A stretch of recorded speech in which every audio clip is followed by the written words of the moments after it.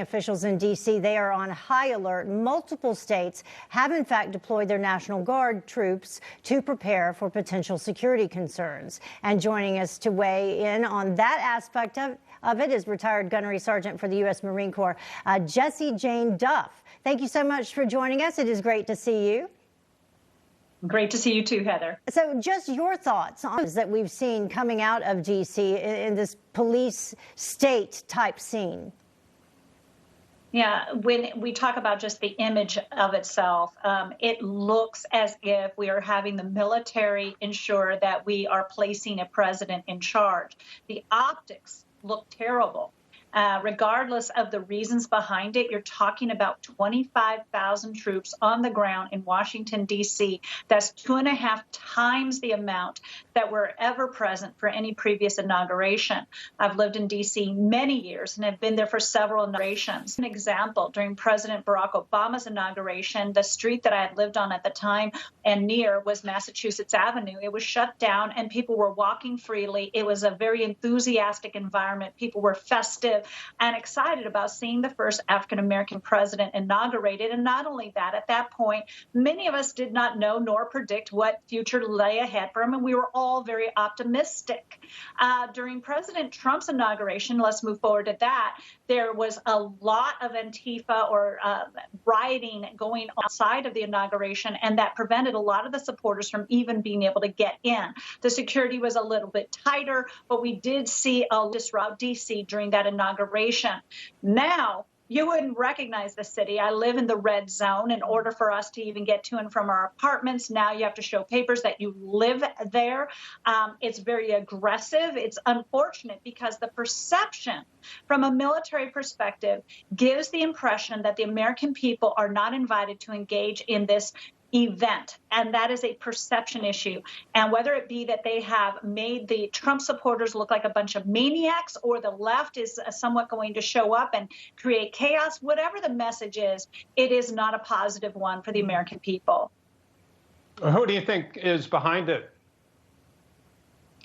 You know, it's unfortunate that Muriel Bowser has been behind the National Guard's presence, but was not able to send in federal officers the day of the protests on January 6th.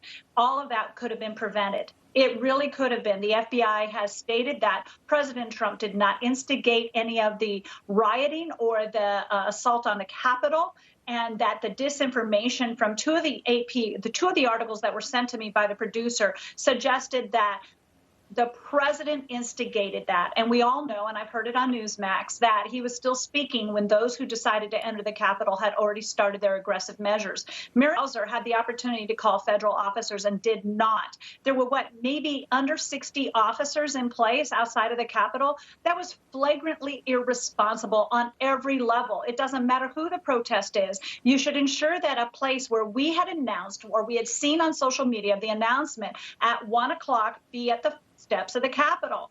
Why wasn't there a better presence then? Now, everybody is blaming the Trump supporters for this happening, and I just find that really unfortunate, and that the military now is being challenged for their loyalty to the U.S. Constitution.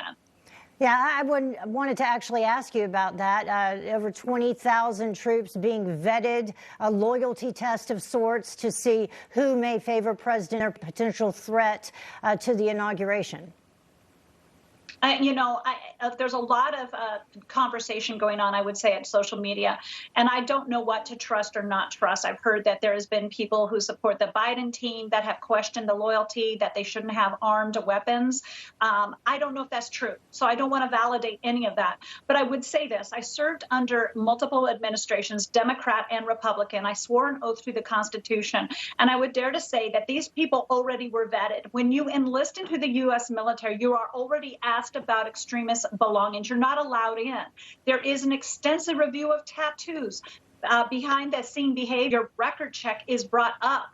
So now that they have to go, quote unquote, vet again, I find it pretty insulting. I know that if I were on duty right now on the National Guard, and there are many former Marines that are on active duty or in the National Guard, many former soldiers and people who actually served overseas defending this nation, I'm sure it disturbs them. When Barack Obama was elected president, I walked into many military facilities and saw proudly displayed the photos of the commander-in-chief and the loyalty to him, because many of the military felt an identity with him because of his status of being the first African-American president. That is something to be celebrated, to be proud of your commander-in-chief. Now, it seems as if you were supportive of the president, that could be seen as, oh, you might be a problem maker. I just don't like this perception at all and this question. This tells me if the National Guard is not vetting their military and their units, then maybe there's a problem before this, because this shouldn't be happening right before the inauguration. There already should be an absolute assumption that all of women are serving their country honorably in support of the Constitution of the United States. Regardless of who is president of the United States, we back our commander-in-chief, and all orders are legal and authorized. We stand behind. It's only the unauthorized orders that we know that we can refute. Well, so hopefully it does disturb me. Unfortunate. Hopefully we'll get through Wednesday and move on from there. Gunnery Sergeant Jessie Jane Duff, thank you so much for joining us. And thank you both.